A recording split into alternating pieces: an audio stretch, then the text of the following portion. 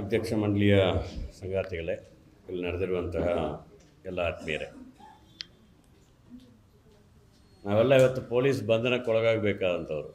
20ನೇ ತಾರೀಕು ಒಂದು ಅಖಿಲ ಭಾರತ ಹೋರಾಟದ ಭಾಗವಾಗಿ ಕಾರ್ಮಿಕರು, ರೈತರೆಲ್ಲ ಸೇರಿ ಇವತ್ತು ಲಕ್ಷಗಟ್ಟಲೆ ಕರ್ನಾಟಕ ರಾಜ್ಯದಲ್ಲಿ ಬಂಧನಕ್ಕೊಳಗಾಗಬೇಕು ಅಂತ ತೀರ್ಮಾನ ಮಾಡಿದ್ದೀವಿ.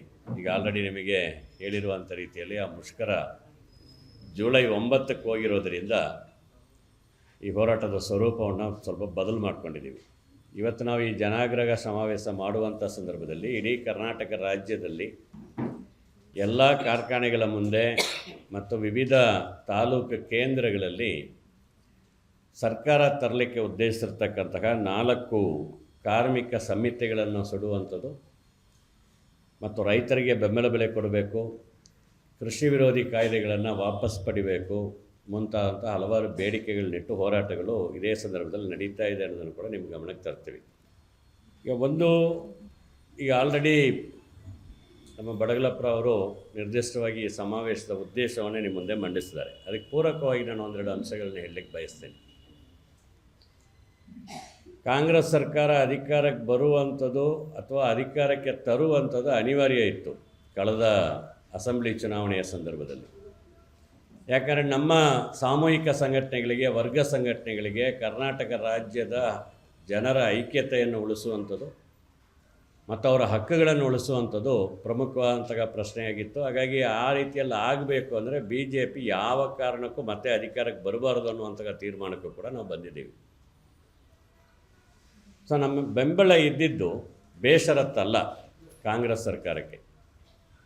ನಿರ್ದಿಷ್ಟವಾಗಿ ಜನಪರ ಪರ್ಯಾಯಗಳನ್ನು ಜಾರಿ ಮಾಡಬೇಕು ಅನ್ನುವಂತಹ ಒತ್ತಾಯವನ್ನು ಮಾಡ್ತಾನೆ ನಾವು ಆ ಬೆಂಬಲವನ್ನು ಕೊಟ್ಟಿದ್ದು. ಇದೇ ವೇದಿಕೆಯಲ್ಲಿ ಸಿದ್ದರಾಮಯ್ಯ ಅವರು ಬಂದು ಮಾತಾಡಿದ್ರು, ಅದನ್ನು ಪ್ರಸ್ತಾಪನೂ ಕೂಡ ಹೇಳಿದ್ದಾರೆ. ಇಂಟ್ರೆಸ್ಟಿಂಗ್ ಅಂದರೆ ಅವರು ಅಧಿಕಾರಕ್ಕೆ ಬಂದ ಕೂಡಲೇ ನಾವೆಲ್ಲ ಒಂದು ಮಾತುಕತೆಗೆ ಹೋಗಿದ್ದೀವಿ. ಅಲ್ಲಿ ನಾವು ಹೇಳಿದ್ವಿ ಕಾನೂನುಗಳೆಲ್ಲ ವಾಪಸ್ ತಗೋಬೇಕು, ಎಲ್ಲ BJP ಅವರು ಮಾಡಿದ್ದು ಅಂತ. ಇಮಿಡಿಯೇಟ್ಲಿ DK ಶಿವಕುಮಾರ್ ಅವರು ಅಲ್ಲೇ ಒಂದು ರಿಯಾಕ್ಟ್ ಮಾಡಿದ್ರು, BJP ಮಾಡಿದ್ದೆಲ್ಲ ತಪ್ಪು ಅಂತ ಹೇಳೋಕ್ಕಾಗಲ್ರಿ ಅಂತ. ಅದೇ ಒಂದು ಸಣ್ಣ ಸಿಂಬಲ್ ಅದು. ಅವರು ನೀವೆಲ್ಲರೂ ಕೂಡ ಇದ್ದೀರಿ ಅವಾಗ ಅದನ್ನು ಹೇಳುವಾಗ. ಅವರು ಇದು ನಾವು ಸ್ವಲ್ಪ ಗಮನಿಸೋಣ, ಯಾಕೆ ಅದನ್ನು ಕೇಳ್ತಿದ್ದೀವಿ. ಕರ್ನಾಟಕ ರಾಜ್ಯದಲ್ಲಿ ರೈತರ ಪರಿಸ್ಥಿತಿ ಅನ್ನುವಾಗ ರೈತರ ಆದಾಯದ ಪ್ರಶ್ನೆ. ನಾನು ಸಮಯ ಕಡಿಮೆ ಇರೋದ್ರಿಂದ ಉದ್ದ ಹೋಗ್ಲಿಕ್ಕಾಗಲ್ಲ, ಅದರ ಒಂದು ಸಣ್ಣ ಅಂಕಿಅಂಶ ಒಂದು ಬೇಕಾಗ್ತದೆ.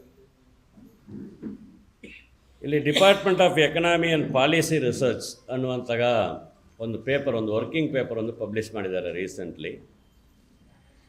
ಅದರಲ್ಲಿ ರೈತರು ಏನು ಉತ್ಪಾದನೆ ಮಾಡ್ತಾರೋ ಆ ಉತ್ಪನ್ನಗಳಿಗೆ ಗ್ರಾಹಕರು ಯಾರು ಕೊನೆಗೆ ಕೊಂಡ್ಕೊಂಡು ಬಳಸ್ತಾರೋ ಅವರು ಕೊಡುವಂತಹ ಬೆಲೆಯಲ್ಲಿ ಎಷ್ಟು ರೈತರಿಗೆ ಬಂದು ತಲುಪುತ್ತೆ ಅನ್ನುವಂಥ ಒಂದು ಮಾಹಿತಿ ಇದೆ. ಇದೇನೇ ಸ್ವಲ್ಪ ಕನ್ನಡಿ ಹಿಡಿದಂಥ ಆಗ್ತದೆ.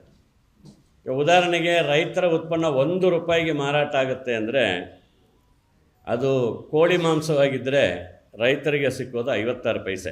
ಕೋಳಿ ಮಾಂಸ 1 ರೂಪಾಯಿಗೆ ಮಾರಾಟ ಆದರೆ 56 ಪೈಸೆ ಮಾತ್ರನೇ ಉತ್ಪಾದನೆ ಮಾಡುವಂತಹ ರೈತರಿಗೆ ಸಿಕ್ಕೋದು. ಬಾಳೆಹಣ್ಣಾದರೆ 31 ಪೈಸೆ ಮಾತ್ರ ರೈತರಿಗೆ ಸಿಕ್ಕುತ್ತೆ. ದ್ರಾಕ್ಷಿ ಆದರೆ 35 ಪೈಸೆ ಸಿಕ್ಕುತ್ತೆ. ಮಾವಿನ ಹಣ್ಣಾದರೆ 43 ಪೈಸೆ ಸಿಕ್ಕುತ್ತೆ. ಟೊಮ್ಯಾಟೊ ಆದರೆ 33 ಪೈಸೆ ರೈತರಿಗೆ ಸಿಕ್ಕುತ್ತೆ. ಈರುಳ್ಳಿ ಆದರೆ 37 ಪೈಸೆ ಸಿಕ್ಕುತ್ತೆ. ಆಲೂಗಡ್ಡೆ ಆದರೆ 37 ಪೈಸೆ ಸಿಕ್ಕುತ್ತೆ. ತೊಗರಿಬೇಳೆ ಆದರೆ 65 ಪೈಸೆ ಸಿಕ್ಕುತ್ತೆ. ಕಾಫಿ ಆದರೆ 10 ಪೈಸೆ ಸಿಕ್ಕುತ್ತೆ ಅಂತ. ಅಂದರೆ 1 ರೂಪಾಯಿಗೆ ಮಾರಾಟ ಆದರೆ 33 ಪೈಸೆ ಮಾತ್ರ ರೈತರಿಗೆ ಸಿಕ್ಕೋದು. ಅಥವಾ ಆವ್ರೇಜಾಗಿ ನೋಡಿದ್ರೆ 50%ಗಿಂತಲೂ ಕಡಿಮೆ ರೈತರಿಗೆ ಸಿಕ್ಕುತ್ತೆ. 30%, 35% ಸಿಕ್ಕುತ್ತೆ. ಉಳಿದ 65% ಎಲ್ಲಿ ಹೋಗುತ್ತೆ? ಈ ಶೋಷಣೆ ಇದೆಯಲ್ಲ, ನೀವು ಅದನ್ನು ಗಮನಿಸಿದ್ರೆ ನಾವು ಗಂಭೀರವಾಗಿ ಗಮನಿಸಬೇಕಾಗಿರೋದು ಸಿದ್ದರಾಮಯ್ಯ ಅವ್ರ ಹತ್ರ ಮಾತಾಡುವಾಗಲೇ ಹೇಳುವಂಥದ್ದು, ಇಡೀ ಎಲ್ಲ ಜನರಿಗೂ ಆಹಾರವನ್ನು ಪೂರೈಸುವಂತಹ ಕೃಷಿ ಒಟ್ಟು ರಾಜ್ಯದ ಆರ್ಥಿಕ ಚಟುವಟಿಕೆಯಲ್ಲಿರುವಂತಹ ವ್ಯಾಲ್ಯೂ ಅಡಿಷನ್ ಅಂತ ಏನು ಹೇಳ್ತಾರೆ, ಅಥವಾ ನಾವು ಸಾಮಾನ್ಯ ಏನು ಹೇಳ್ತೀವಿ GDP ಅಂತ, ಅದರ ಪಾಲು, ಕೃಷಿಯ ಪಾಲು ಗಣನೀಯವಾಗಿ ಕಮ್ಮಿ ಆಗ್ತಾ ಇದೆ.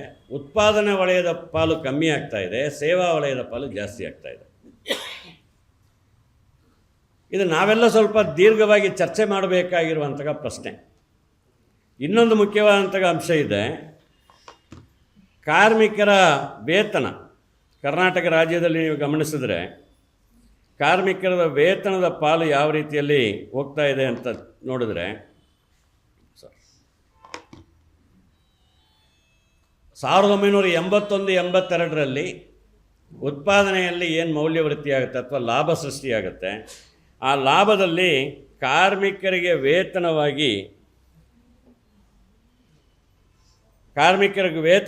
ಸಿಗ್ತಾ ಇದ್ದಿದ್ದು ಅಖಿಲ ಭಾರತ ಮಟ್ಟದಲ್ಲಿ 30 ರೂಪಾಯಿ.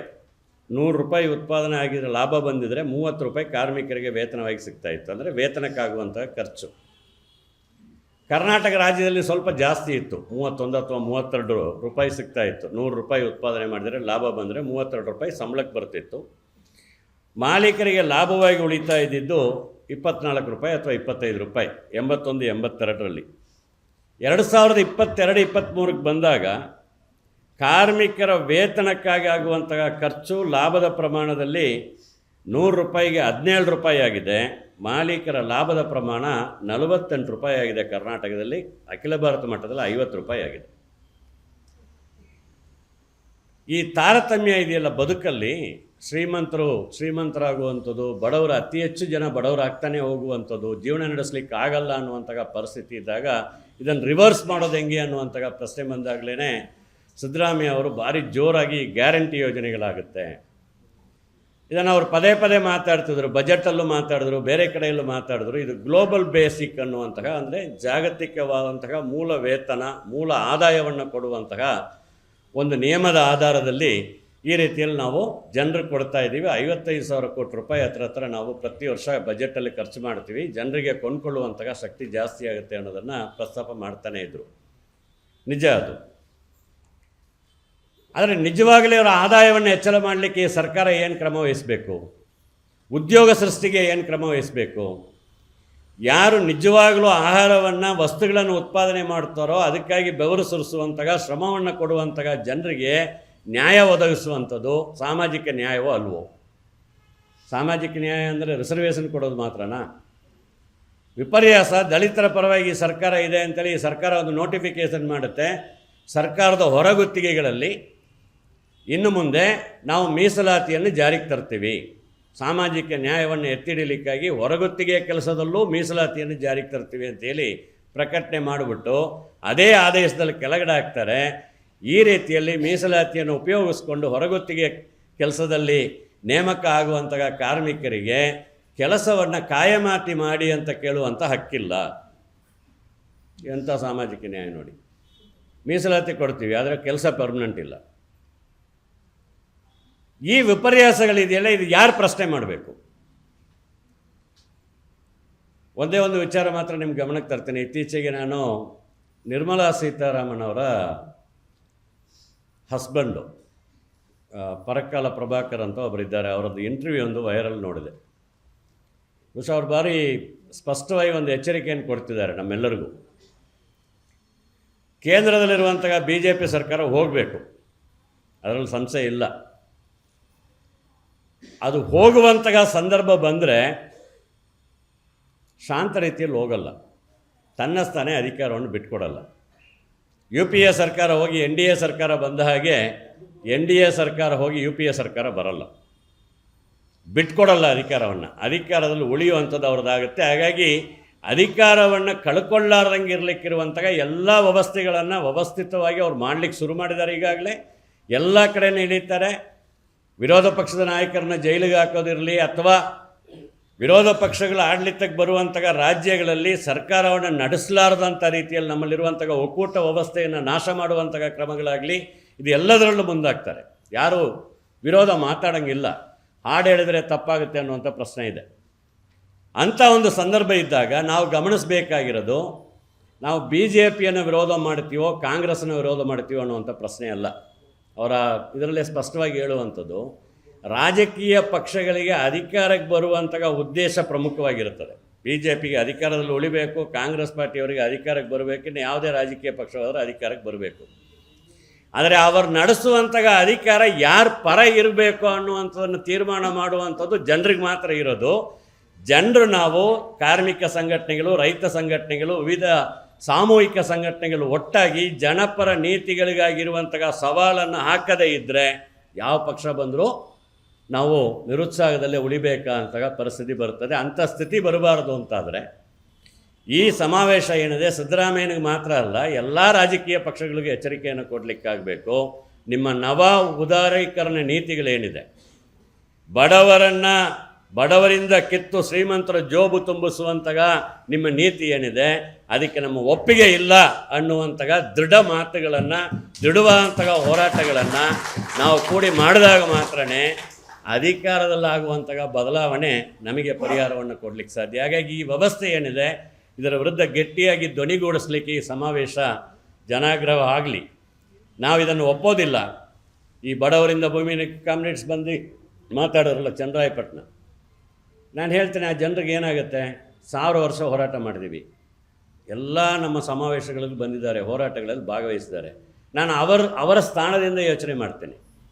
ರೈತ ಸಂಘಟನೆಗಳಿದೆ, ಕಾರ್ಮಿಕ ಸಂಘಟನೆಗಳು ಬಂದರು, ಎಲ್ಲರೂ ಬಂದು ಭಾಷಣ ಮಾಡಿದ್ರು. 1000 ದಿನಗಳು, 1400 ದಿನಗಳು ಹೆಚ್ಚು ಕಡಿಮೆ ನಾವು ಭೂಮಿ ಕೊಡಲ್ಲ ಅಂತ ನಡೆಸಿದಂತಹ ಹೋರಾಟಕ್ಕೆ ಒಂದು ಸರಿಯಾದಂತಹ ಪ್ರತಿಫಲವನ್ನು ಪಡೆಯೋಕ್ಕಾಗಲಿಲ್ಲ ಅಂದರೆ ಆ ಹೋರಾಟದಲ್ಲಿರುವಂಥ ಒಬ್ಬ ಸಾಮಾನ್ಯ ರೈತನಾಗಿ ಯಾರ ಮೇಲೆ ಭರವಸೆ ಹೋಗುತ್ತೆ ಗೊತ್ತಾ? ಹೋರಾಟದ ಮೇಲೆ ಭರವಸೆ ಹೋಗುತ್ತೆ. ಹೋರಾಟದ ಮೇಲೆ, ಪ್ರತಿಭಟನೆಯ ಮೇಲೆ, ಪ್ರತಿರೋಧದ ಮೇಲೆ ಭರವಸೆಯನ್ನು ಕಳ್ಕೊಂಡಂತಹ ಯಾವುದೇ ದೇಶದ ಪ್ರಜೆಗಳು ಆ ದೇಶನ ಉಳಿಸ್ಕೊಳ್ಳಿಕ್ಕಾಗಲ್ಲ, ಭವಿಷ್ಯನ ಉಳಿಸ್ಕೊಳ್ಳಿಕ್ಕಾಗಲ್ಲ. ಅವರ ಹೋರಾಟಕ್ಕೆ ಭರವಸೆ, ಹೋರಾಟದ ಮೇಲೆ ಭರವಸೆಯನ್ನು ಇಡೀ ರಾಜ್ಯದಲ್ಲಿ ನಾವು ಮೂಡಿಸ್ಬೇಕಾದ್ರೆ ಚನ್ನರಾಯಪಟ್ಟಣ ಹೋರಾಟ ಗೆಲ್ಲಲಿಕ್ಕೆ ನಾವು ಸ್ವಲ್ಪ ಗಂಭೀರವಾದಂಥ ಒಂದು ಪ್ರಶ್ನೆ ಮಾಡಿ ಅವರಿಗೆ ಭೂಮಿಯನ್ನು ಉಳಿಸ್ಕೊಡ್ಬೇಕು. ರೈತರ ಭೂಮಿ ಸುಮ್ಮನೆ ಹಂಗೆ ಕಿತ್ಕೊಳ್ಳಿಕ್ಕಿರುವಂಥದ್ದಲ್ಲ, ಇದು ಕಳೆಯಲ್ಲ, ಇದು ಜೀವ. ನಮ್ಮ ಜೀವವನ್ನು ಕೀಳಲಿಕ್ಕೆ ಬಿಡೋದಿಲ್ಲ ಅನ್ನುವಂತಹ ಸಂದೇಶವನ್ನು ಕೊಡಬೇಕು ಅನ್ನುವಂತಹ ತೀರ್ಮಾನಕ್ಕೆ ನಾವು ಬರಬೇಕು ಅಂತ ವಿನಂತಿ ಮಾಡಿಕೊಂಡು